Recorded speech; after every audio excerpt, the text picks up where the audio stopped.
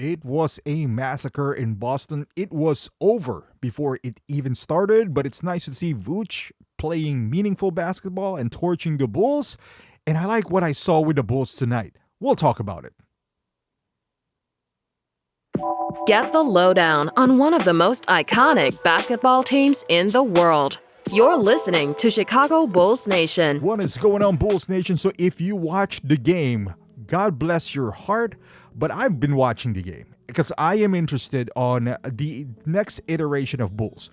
Whenever I watch the game, I don't watch it for wins and losses anymore because I honestly want the Bulls to keep on losing, at least this season. We're already halfway tanking. We're not tanking full season. We're soft tanking right now. One foot is out the door. Why not put both feet in? For those people who's saying it's like, well, tanking is bad for the sport and all that stuff. We tried. For years, we are not good enough. 3 placements on the play-in. I don't want it 4th time. I don't want it. Now, this might not work because we haven't tanked enough. We might just still end up with the 10th pick. But I would like the 10th pick more than the 13th pick. The Bulls are not going nowhere. This is the path forward. Sometimes you need to take a step back so you can step forward. And the Bulls should fully commit. And I think AK decided that when he decided to trade for 7 guards. I don't think he traded for 7 guards because he likes 7 guards. Although I do think he likes 7 guards. But they're mostly, to force Billy's hand. You're not going to win this season. Billy is a prideful coach. It's not the coach's job to tank. But if you take away all his weapons, he wouldn't have any choice but to follow through. And even now, I think Billy respects the game and the players that he opted to start Simons and Sexton in favor of Ivy and Dillingham, which I fully disagree. I think the future of this team is going to be Ivy and Dillingham, so you might want to create some cohesiveness between those 2 guards, because I firmly believe they're the ones who's going to be left standing when all the dust settles. We're not going to see Sexton or Simons in this team, so why waste those minutes? Why waste those reps? We're not going to win. Don't even try winning. You're not going to win with this type of roster. You replaced half of the... So if you're a Bulls fan, and if you're watching this, I would suggest just watch the development of the players, or if there's any, watch Ivy. Is he worth that's a good move. Does he have explosiveness back? If the Bulls are bringing him back, which is still not a certain, how much should we pay Ivy? As of right now, I'm not sold on Ivy as of yet.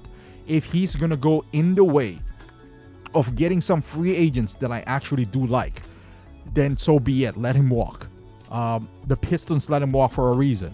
We, in the Bulls, what I do like, though, is seeing more minutes from Rob Dillingham.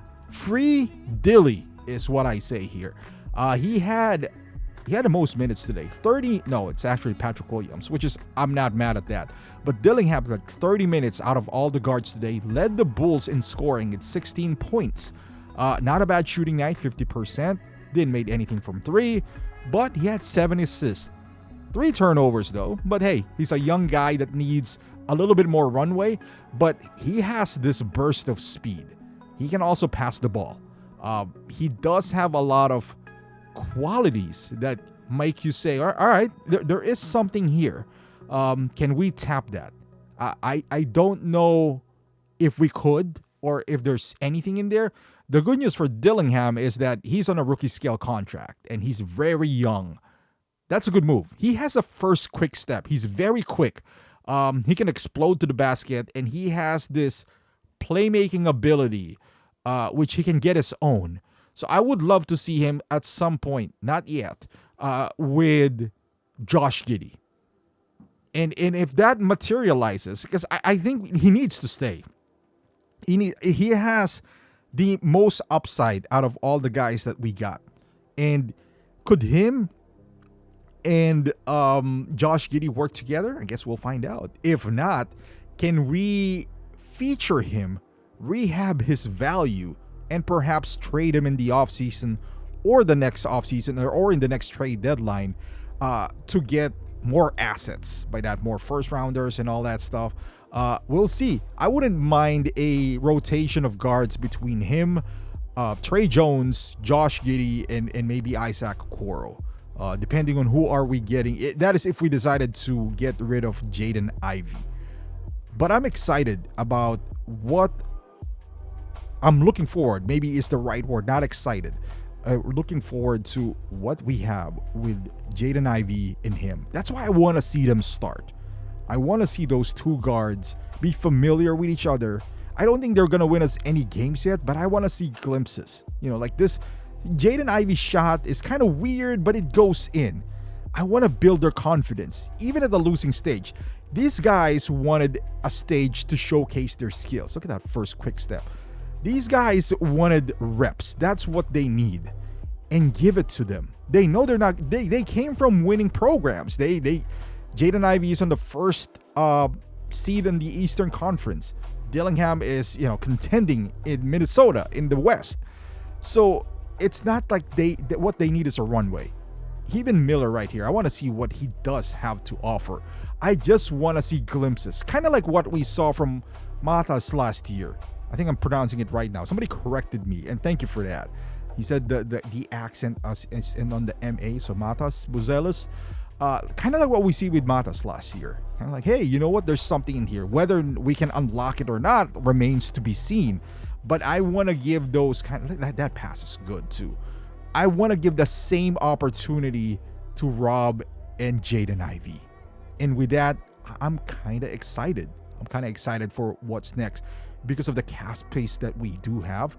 If we can tap into those guys, like their potential, and then supplement them with a pretty good wing next year, man, this will be exciting. We might not have to tank fully next year. Maybe we can do half a tank again, kind of like what we did this year.